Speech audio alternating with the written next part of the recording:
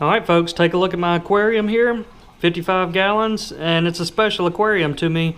Whenever I was a kid, I worked all summer long with my dad just to earn the money to buy this aquarium. And I've had everything in it from bass to bluegills, turtles, baby alligators, and it's been with me throughout the years. It's been a really good aquarium.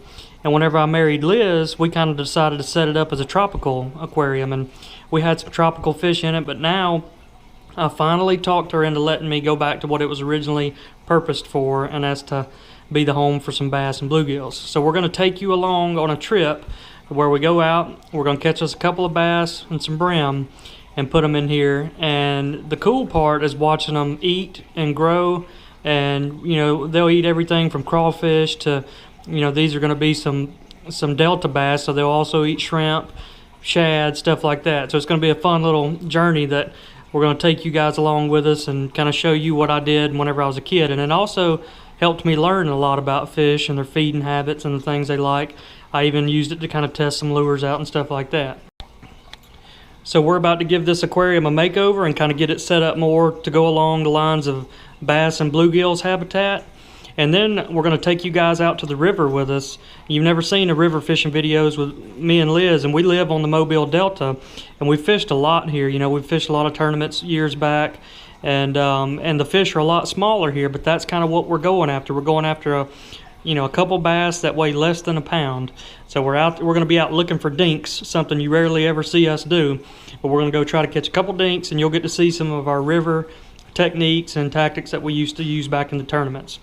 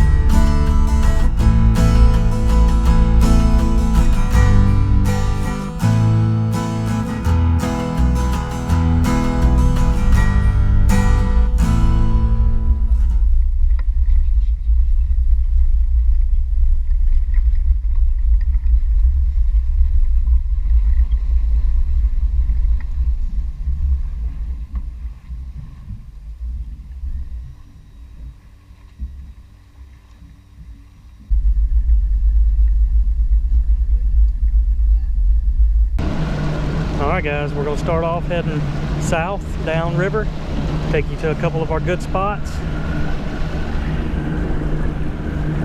Hopefully they're still there.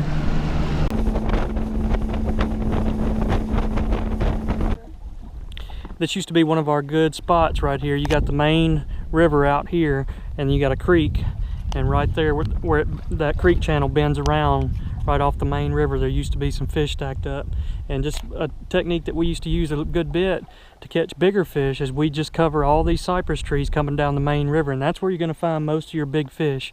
They're out here in some of this, you know, stronger current. They use it, you know, as a easy way to bring food right to their you know, hiding spots every day. But we're going to go back there in the back of these creeks and these little lakes off of the main river to catch some of these smaller fish. They go back in there to get protection and to kind of get away from all these the environment that's out here on the main river. So we're going, since we're looking for dinks today, we're heading back up in the creeks, and we're going to avoid this river stuff. But that is a really good technique, you know, these cypress trees right here off the main river.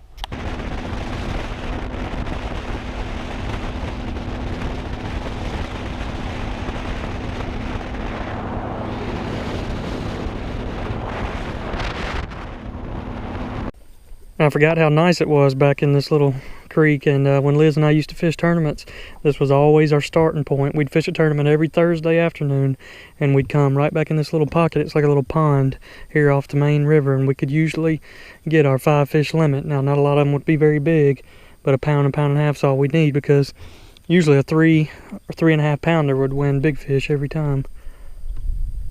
So we're gonna see if we can get in there and get a couple. So we're gonna fish the same strategy that we used to fish in tournaments. I'd always power fish and fish fast moving baits, square bills, lipless crankbaits, that sort of thing. And then Liz would always come behind me with a slow moving worm. And a lot of times I'd catch more fish, but she would get the bigger fish. They just wanted that slower presentation. And most of our river fishing is gonna be shallow. You know, everything, the fish pretty much live all year long right up there in that, 3 feet deep water or less, that, the fish that are off the river here. So that's what we're gonna be targeting, shallow water, looking for any bites.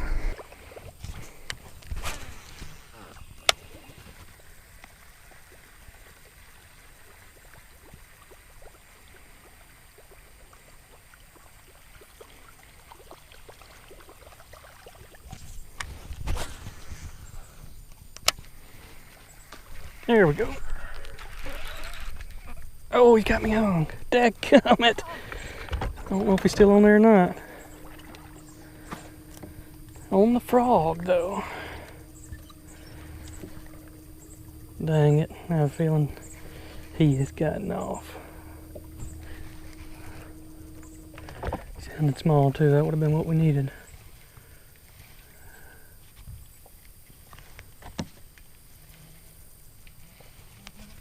Dadgummit. Fishy, we would have given you a lifetime full of shrimp and crawfish. And creddy frog, it works everywhere. Rivers, lakes, ponds, doesn't matter. Alright guys, our first spot did not pay off. Only one bite. I should have caught it, but unfortunately there was a stump there. Now we're fixing to go fish the mouth of a creek where the bluegills used to spawn, and there used to be some bass hanging around there, so let's try it out. Alright guys, we're more on Main Lake. It's not a river, this is just a lake off of the river. And we're gonna hit up some of these little cypress tree stumps, and then we're gonna fish the mouth of creeks. Bluegills spawn right in there, and there's usually some bass hanging around there. So these are some other good spots and good types of spots on a river system.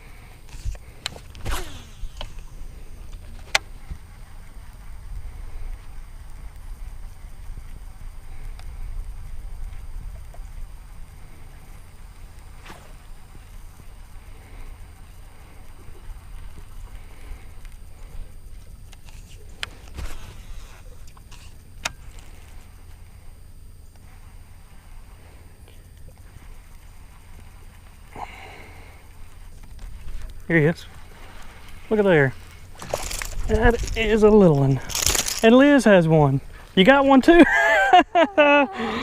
Oh Lord, we've been fishing for an hour and ain't got a bite, and all of a sudden we double up off this tree. That's perfect. These would be 2 perfect bass to go in the aquarium. Mine's a little bitty guy, but hey, that's perfect. Double up at the same time. Delta bass. What do you guys think? We're gonna need some help naming them.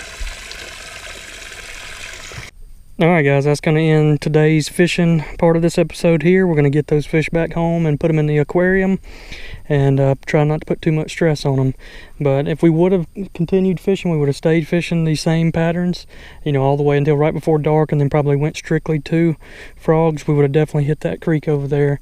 And but seeing that we caught those 2 fish on a double up, it just makes perfect sense that they were already living together off of that tree. We're going to put them in the aquarium together, and hopefully they'll grow up fat and happy.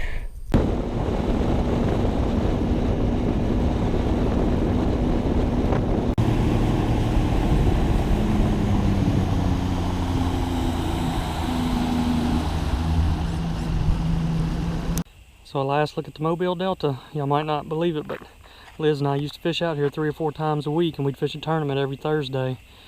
And one little funny story is right there, there's a light That's where we'd have all our weigh-ins, because most of the time we'd come in after dark. And Liz caught the biggest bass of the tournament, and we ended up winning the tournament that day. And that's something we'll never forget. We had a great time, and just watching all those men that were in the tournament, after they heard that Liz caught the big bass, they were just shocked. But those are some good memories that we have of this spot.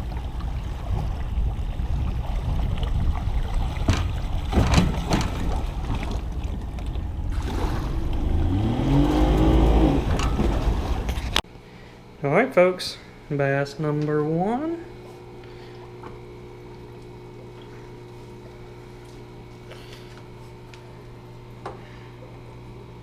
Oh yeah. And bass number 2.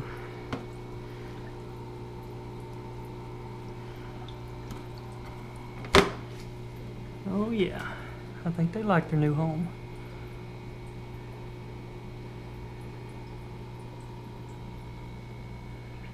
Both going to the wood, the same spot.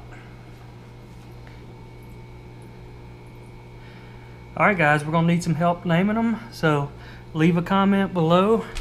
We might give out a prize package or something like that if you end up picking the name for both of these fish. So give us some help with the names, and the next episode will be these two feeding.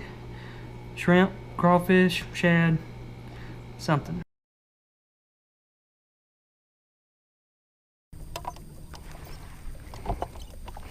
Typical river stuff. You getting hung on a trot line?